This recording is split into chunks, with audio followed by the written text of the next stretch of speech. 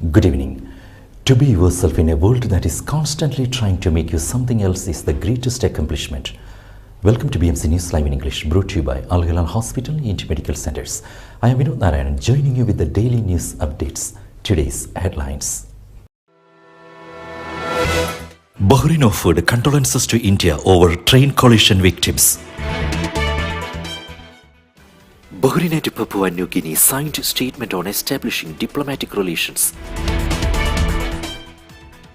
LMRI Chief Executive praised Indian Ambassador in boosting cooperation with LMRI. Up to Saudi Riyal 5 million fine for breaking postal regulations. Dubai scrapped 10-day visit visa grace period for tourists. No more survivors found after India train crash killed over 280 and injured 900.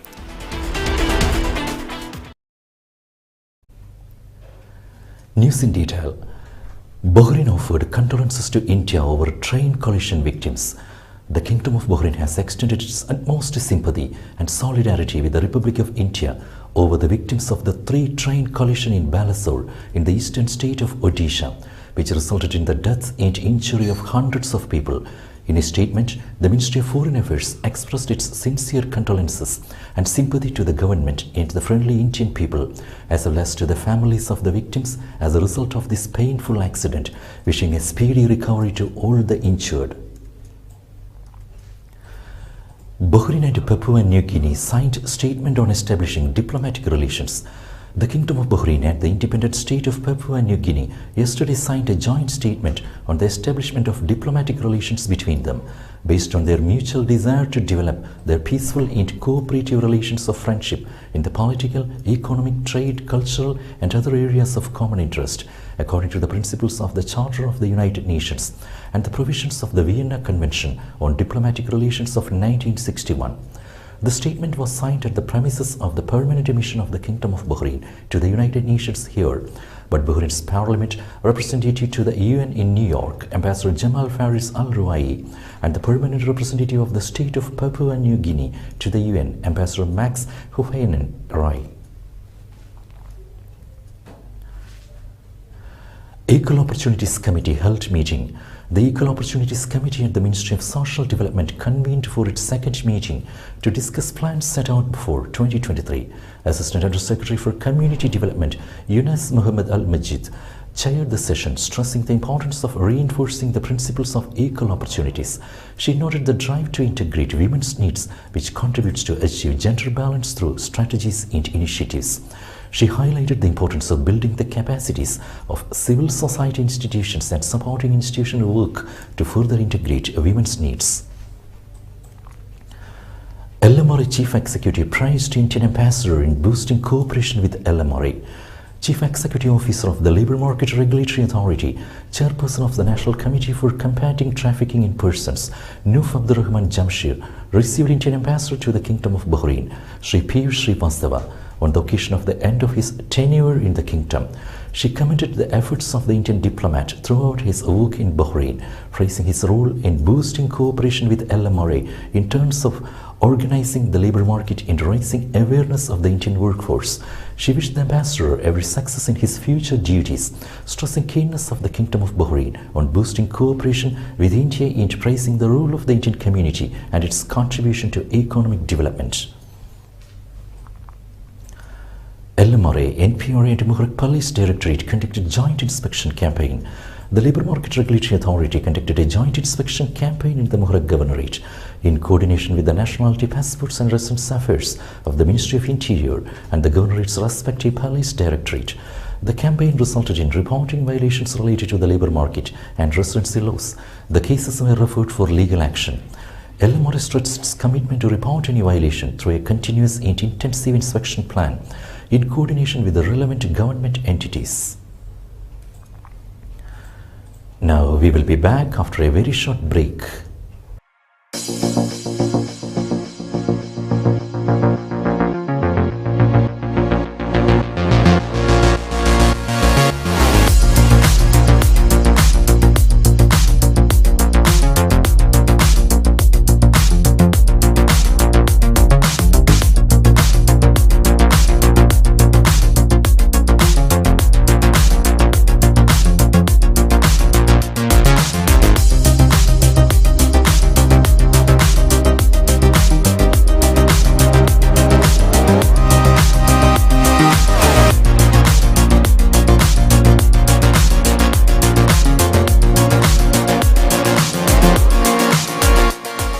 The 16th branch of Megamart and Macromart supermarkets in Bahrain has opened in Sahala. The best offers are available to the customers at affordable rates. Everyone is welcome. During and around the opening day, a variety of fish including salmon, meat and dairy products, roastery, frozen items, food and non-food items, groceries, fruits and vegetables, electronics, garments and ready-to-eat food items are available to the customers at affordable rates. Hearty welcome to all. Megamart and Macromart, your favorite shopping destination.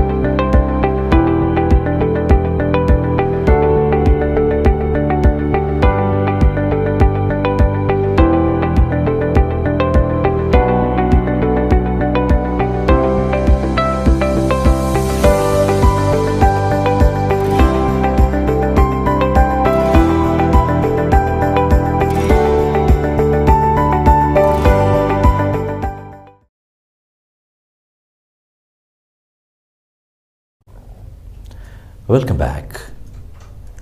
Up to Saudi Riyal 5 million fine for breaking postal regulations. The Board of Directors of the Transport General Authority has approved the formation of a committee to examine violations of the postal law. The committee will carry out studies about 77 violations identified by the authority by classifying them and determining penalties for violators of the executive regulations of the law. The law aims to better organize the service and strengthen the principle of fairness and independence in the postal sector in the kingdom. It is in line with activating the role of PGA in exercising its competencies covered by its oversight and supervisory role to ensure the quality and efficiency of land, sea and rail transport activities. The committee will take measures against violators of the postal law, its executive regulations or licensing procedures, and will impose penalties contained in the law.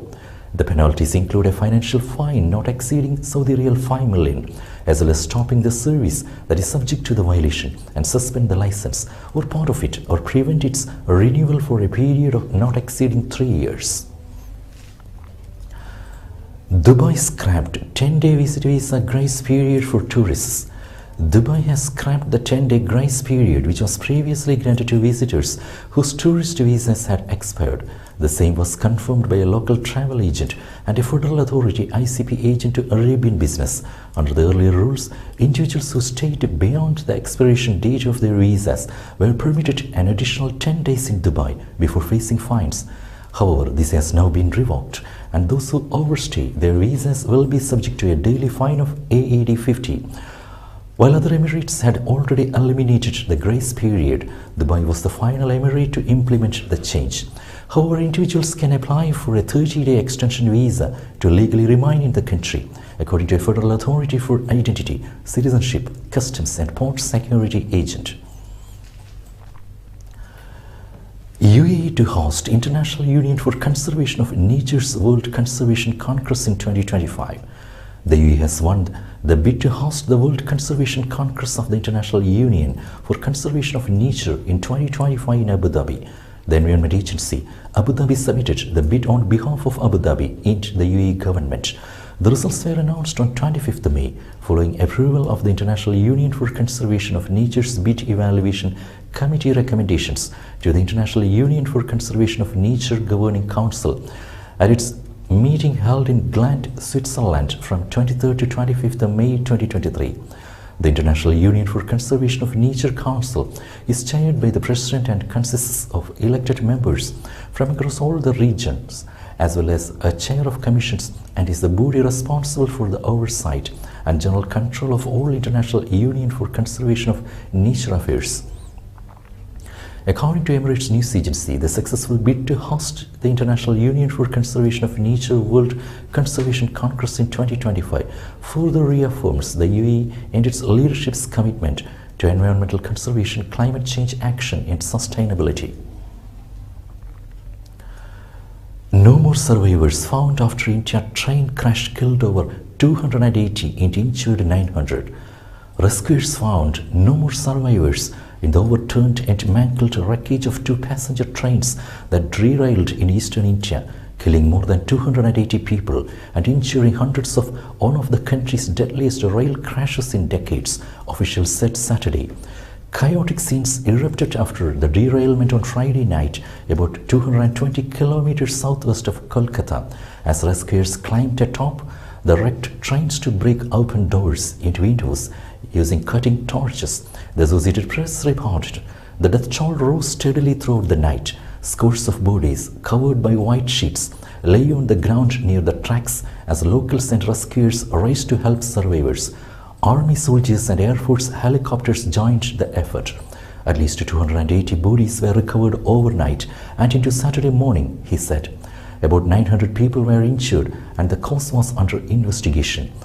In New Delhi, Prime Minister Narendra Modi met with officials and took stock of the tragedy before flying to Odisha for a first-hand look at the crash and visit people being treated in hospitals. With that, we come to the end of today's news. Stay tuned for daily news updates in BMC News Live English at 7:30 p.m. every day. I am Vinod Narayan signing off from BMC News Live. Good night.